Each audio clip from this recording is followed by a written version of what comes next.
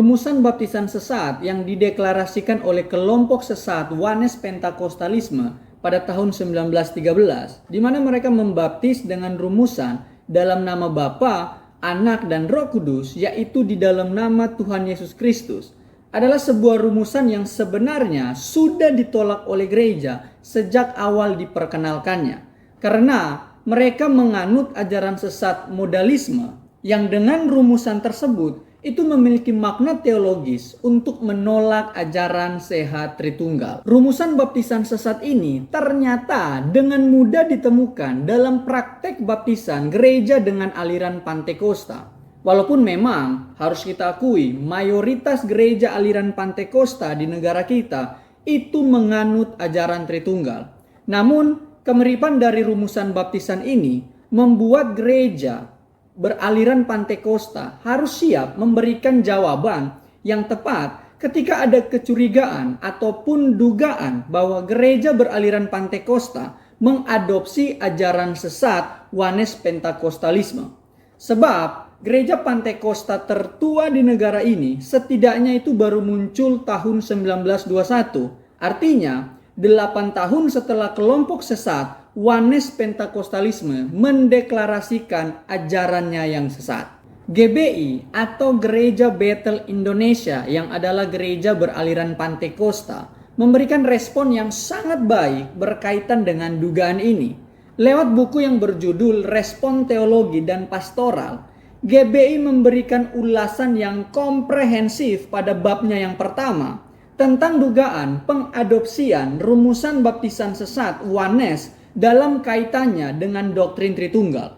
Dan respon pastoral dari GBI berkaitan dengan dugaan ini bisa kita lihat dalam buku tersebut pada poinnya yang kedua, di mana dikatakan GBI memutuskan untuk merevisi formula pada baptisan, doa berkat, atau pada kepentingan pelayanan-pelayanan lainnya yang selama ini banyak dilakukan pejabat mengucapkan atas atau dalam nama Bapa, Anak, dan Roh Kudus, yaitu di dalam nama Tuhan Yesus Kristus.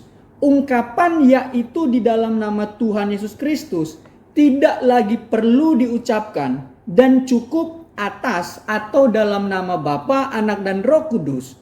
Formula yang pertama menyiratkan pengaruh ajaran Pentakostal Jesus only. Ini merupakan satu respon yang tepat berkaitan dengan fakta sejarah ajaran gereja.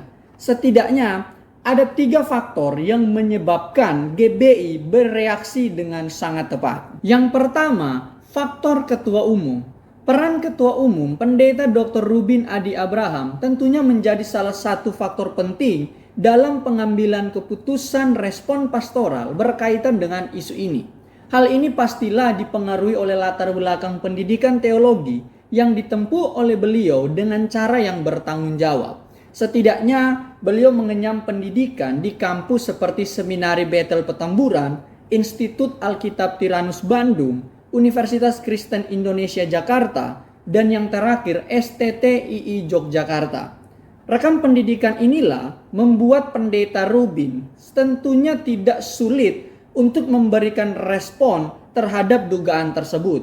Sehingga di era kepemimpinan beliaulah GBI mengambil satu langkah yang sangat berani merevisi formula baptisan yang memiliki kesamaan dengan formula baptisan Wanes Pentakostalisme. Yang kedua, faktor pendeta senior.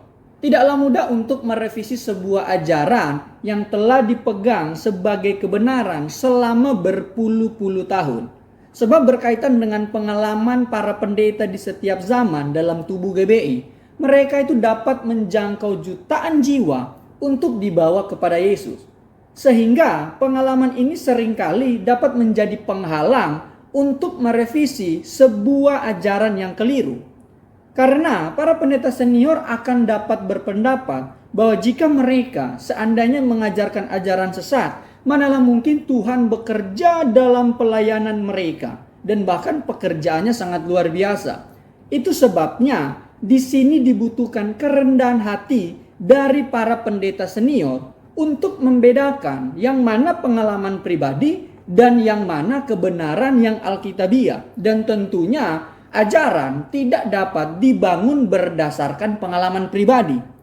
Sedangkan ajaran itu harus dibangun berdasarkan kebenaran yang alkitabiah agar mampu mengakui bahwa apa yang dipandang selama ini sebagai kebenaran ternyata tidak sesuai dengan firman Allah. Akibat dari kerendahan hati para pendeta senior inilah GBI dapat sepakat untuk merevisi formula baptisan yang keliru tersebut. Yang ketiga, faktor pendeta muda. Tentunya generasi muda dalam tubuh GBI pastilah memiliki andil dalam respon pastoral ini. Sebab hanya generasi muda yang kritis dan berani mengkritik dengan penuh kasih dapat memperbaiki sesuatu yang keliru yang mungkin selama ini kurang dapat dilihat gereja atau sinode. Jika generasi mudanya acuh tak acuh ataupun fanatik dengan kebenaran kelompok tanpa pernah mau membuka hati dan pikiran, maka sulitlah untuk dapat mengubah ataupun melihat apa yang perlu diperbaiki dalam sebuah sinode gereja. Sehingga yang menjadi kesimpulan saya, gereja yang peduli dengan keselamatan jemaat yang digembalakan adalah gereja yang peduli dengan ajaran dan berani tanpa ada rasa malu mau mengoreksi diri sendiri jika ternyata ada kebenaran yang bertolak belakang dengan firman Allah. Dominus omnium dedit, apostolis suis potestatem evangelii, soli Deo gloria. Tuhan Yesus memberkati kita semua. See you next video.